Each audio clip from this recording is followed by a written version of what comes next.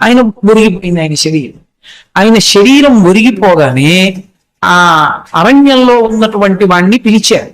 పిలుస్తూ ఆ తల్లి జమదగ్ని యొక్క భార్య ఆ పడిపోయినటువంటి జమదగ్ని యొక్క శరీరం మీద పడి గుండెలు బాదుకుంటూ ఏడుస్తూ పిలిచింది, భార్గవరామ భార్గవరామ భార్గవరామ అని అరిచింది. ఎన్ని మాటలు అరిచింది అని చెప్పారంటే మహాభారతంలో 21 మాటలు అరిచింది.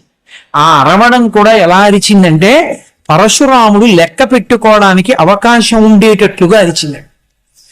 అన్ని మాటలు అరిస్తే ఆయన అరణ్యంలో ఉన్నవాడు విన్నాడు, నా తల్లి ఎందుకింత ఎలుగెత్తి ఏడుస్తూ అరుస్తోంది అని.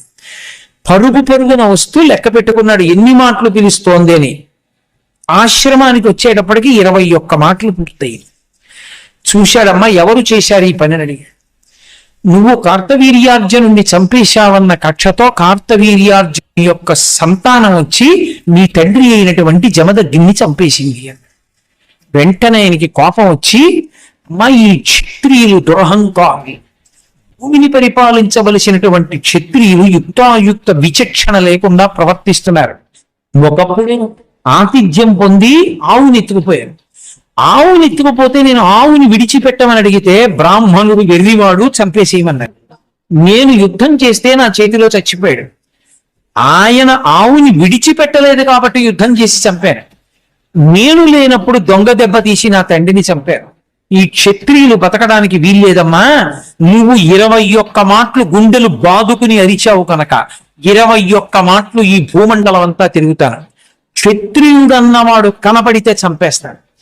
గర్భస్థ పిండమయ్యున్నా కూడా విడిచిపెట్టాను, శిశువైనా కూడా విడిచిపెట్టాను.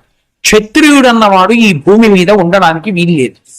21 మాటలు భూమండలం అంతా తిరిగి క్షత్రియులన్న వాళ్ళని విడిచిపెట్టకుండా సంహరించి ఈ నెత్తురంతా తీసుకెళ్లి కురుక్షేత్రంలో 5 ప్రథములు తవ్వాడు. 5 చెరువులు తవ్వి 5 చెరువులు ఈ క్షత్రియుల యొక్క నెత్తుటితో నింపాడు.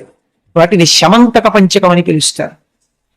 5 నెత్తిటి చెరువులు చేసి 5 నెత్తురు తీసి తండ్రికి పితరులకు తర్పణం చేశాడు.